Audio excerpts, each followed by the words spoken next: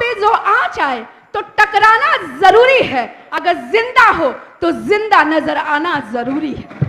आरक्षण पे जो आपकी तिरछी नजर होती है, आरक्षण को खत्म करने की एक बहुत बड़ी देश में साजिश हो रही है महोदय। नमस्कार, मेरा नाम आलोक है। आप लाइव स्ट्रीम देख रहे हैं। आरजेडी की विधायक संगीता कुमारी आज सदन में बोल रही थी। उन्होंने साफ साफ कह दिया है, उस वक्त सदन में मुख्यमंत्री नीतीश कुमार और उप मुख्यमंत्री तेजस्वी यादव मौजूद थे। उन्होंने साफ साफ एक बड़ा आरोप लगाया है बीजेपी के ऊपर कि देश में आरक्षण को समाप्त करने की एक कुटिल रणनीति जो है वो तैयार की जा रही है।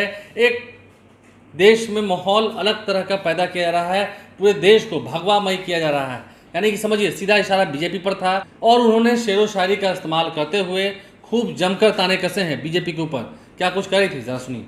तो बहुत ही अवसर की बात कर रहे हैं, रोजगार की बात कर रहे हैं। हमारी जब से सरकार बनी है तब से रोजगार के नए नए अवसर तलाश रही है। जैसे कहूंगी, स्वास्थ्य विभाग में 1,30,000 रिक्तियां भरी गई, कृषि विभाग में,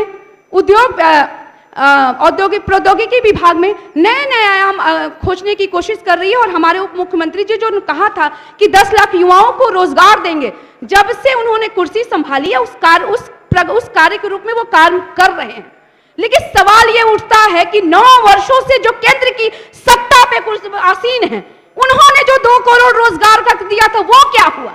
आपने तो हर चीज प्राइवेट कर दिया, आपने तो रोजगार का अवसर ही छीन लिया। आप तो आरक्षण को खत्म करना चाहते हैं, हर चीज प्राइवेटाइजेशन कर रहे हैं। प्राइवेटाइजेशन मतलब ठेका पे दे रहे हैं। तो एक तरह से आप पिछली गली से जाकर आरक्षण पे जो आपकी तिरछी नजर होती है, आरक्षण को खत्म करने की एक बहुत बड़ी देश में साजिश हो रही है महोदय। और एक बात जरूर कहना चाहती हूं कि इतिहास बदलने की बात केंद्र की सरपैठी हुई निरंकुश सत्ता करती है, तो ये इतिहास ये भूलेगा नहीं कि जब संसद भवन का आपने उद्घाटन किया तो देश की अनुसूचित जनजाति से आने वाली महिला राष्ट्रपति को आपने आमंत्रण नहीं दिया। ये इतिहास भूलेगा नहीं, ये देश की जनता भूलेगी नहीं कि दलितों का बहुत बड़ा इस देश की में जो अभी जो स्थिति है, दलितों को डरा करने वाली सरकार सत्ता पे बैठी हुई है, दलित असुरक्षित महसूस कर रहे हैं।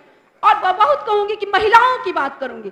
बिहार की तो मुख्यमंत्री जी ने महिलाओं को, देखिए, महिलाओं को रोजगार के अवसर सशक्त बनाया है। आज बच्चियां इतने अच्छे पोस्ट पे दिखती हैं और कहती हैं कि माननीय मुख्यमंत्री जी और माननीय उप मुख्यमंत्री जी की बहुत बड़ी देन है कि हम सब आज नौकरियां कर रहे हैं।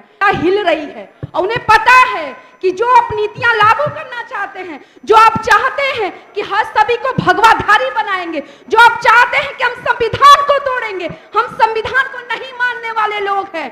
लेकिन जब तक इस समाजवादी पुरोधा के नेता हैं और उनके क्षेत्र में इस महागठबंधन की समाजवादी विचारधारा को मानने वाली हम लोग हैं, तब तक इस देश में ना संविधान पे कोई प्रहार होने दिया जाएगा, ना आरक्षण पे कोई प्रहार होने दिया जाएगा, ना बच्चियों और महिलाओं के साथ शोषण होने दिया जाएगा। ये महागठबंधन की सरकार का एक बहुत बड़ा संदेश है। माननीय अध्यक्ष महोदय, एक बात जरूर कहूंगी कि जब से महागठबंधन की सरकार बनी है, एक गरीब व्यक्ति भी कहता है कि हमारी सरकार, एक रिक्शा चालक भी कहता है कि हम स्वतंत्र वातावरण में, क्योंकि हमारी सरकार है, हमारी बात सुनी जाती है।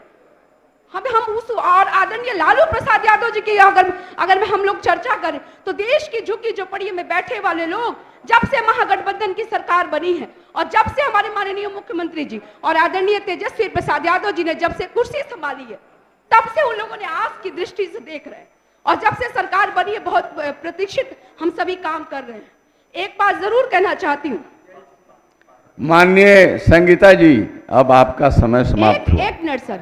उसूलों पे जो आंच आए, ये केंद्र सरकार की उसूलों पे जो आंच आए तो टकराना जरूरी है। उसूलों पे जो आंच आए तो टकराना जरूरी है, अगर जिंदा हो तो जिंदा नजर आना जरूरी है। बहुत बहुत धन्यवाद।